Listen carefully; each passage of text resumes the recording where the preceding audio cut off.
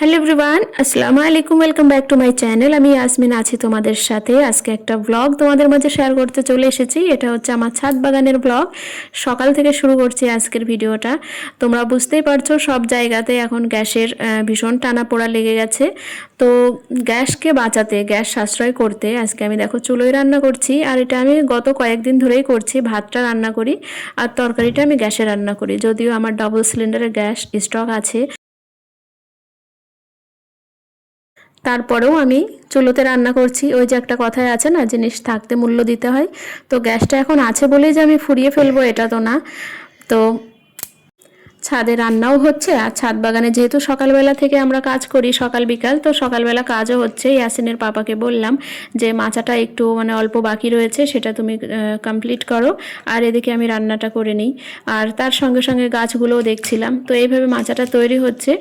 এটা কতটা লাস্টিং করবে এটা আমি আগে থেকে বলতে পারবো না, তবে আমার যতটুকু ধারণা সেটা থেকে বলছি। মাচাটা যে জিনিসটাতে তৈরি হচ্ছে এটা খুবই হার্ডি আছে, মজবুত, খুব সহজে নষ্ট হবে না, বৃষ্টিতে ভিজেও নষ্ট হবে না। ঠিক আছে।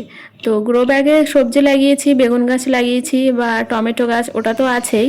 তাছাড়াও লতানো সবজি তো কিছু লাগিয়েছি, তার জন্য মাচা তৈরি করা হচ্ছে। আর লতানো সবজির ভিতরে বর্তমানে আমি লাগিয়েছি হচ্ছে ঝিঙে আর হচ্ছে চাল কুমড়ো। আর মিষ্টি কুমড়োটা আছে, সেটা আমি এই মাচাতে তুলবো না, সেটা ছোট্ট একটা মাচা তৈরি করা আছে, সেটাতে উঠছে।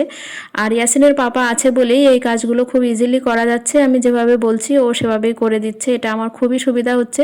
না হলে আমি একা এগুলো কিন্তু পারতাম না। ঠিক আছে। তো গ্রো ব্যাগের লিঙ্ক তোমরা অনেকে চেয়েছো, অনেকে কমেন্টেও জিজ্ঞেস করেছো যে এগুলো আমি কোথা থেকে কিনেছি। গ্রো ব্যাগগুলো আমি অনলাইন থেকে কিনেছি, আর এটা মিশোতেও পাওয়া যাবে, ফ্লিপকার্টেও অ্যান্ড অ্যামাজনেও তোমরা পেয়ে যাবে। আর তোমরা লিঙ্ক চাইলে এই ভিডিওর ডেসক্রিপশন বক্সটা প্লিজ একটু চেক করে দেখবে, সেখানে কিন্তু তোমরা লিঙ্ক পেয়ে যাবে। সেই লিঙ্কে ক্লিক করে কিনলে তোমরা কিন্তু ডিসকাউন্ট পেয়ে যাবে। ঠিক আছে। তো এই গ্রো ব্যাগগুলো সত্যিই খুবই ভালো, খুবই গাছ লাগিয়ে সুবিধা করতে পারবে। এটাতে এক্সট্রা তোমার যে ছিদ্র করতে হবে সেটা না, অটোমেটিক ছিদ্র করা থাকে, যেটা বৃষ্টির পানিটা খুব আরামসে গড়িয়ে পড়বে। আর হচ্ছে তোমার লাইট ওয়েট আছে, যেরকম মাটির টবগুলো ভারী হয়, এগুলো কিন্তু অতটা ভারী না। এটা খুব ইজিলি এক জায়গা থেকে আরেক জায়গায় কিন্তু সরিয়ে নিয়ে যেতে পারবে। দেখো আমি পেয়ারা গাছও লাগিয়েছি গ্রো ব্যাগে, তারপরে হচ্ছে বিভিন্ন ধরনের ফুল গাছ লাগিয়েছি, বেগুন গাছ, ঝাল গাছ, সব কিন্তু আমি গ্রো ব্যাগেই করে থাকি।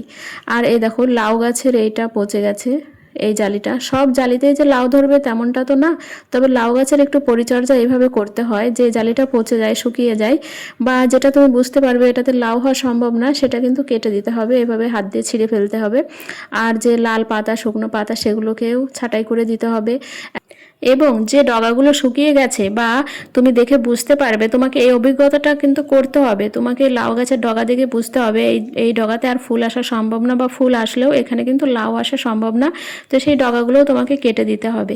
আর দেখো আমি আজকে নতুন একটা টেকনিক ব্যবহার করছি। ওই যে গ্রো ব্যাগে তোমরা দেখলে আমি একটা বোতল কেটে রেখেছি, তো আমি এই বোতলের মধ্যে সবজির খোসা দেব, তারপরে তার মধ্যে পানি দেব।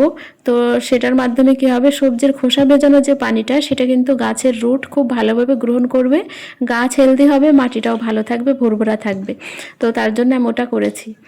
হ্যাঁ না। তো আজকের ভিডিওতে তোমরা দেখলে আমি লাউ গাছের পরিচর্যা সম্পর্কে একটু বললাম, গ্রো ব্যাগের সম্পর্কেও বলে দিলাম।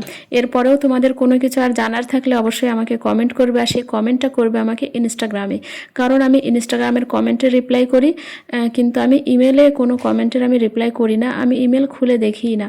তো তোমরা অনেকে আমাকে ইমেল করছো জানার জন্য, তো প্লিজ আমাকে ইনস্টাগ্রামে ফলো করবে, লিঙ্ক কিন্তু ডেসক্রিপশন বক্সেই দেওয়া আছে।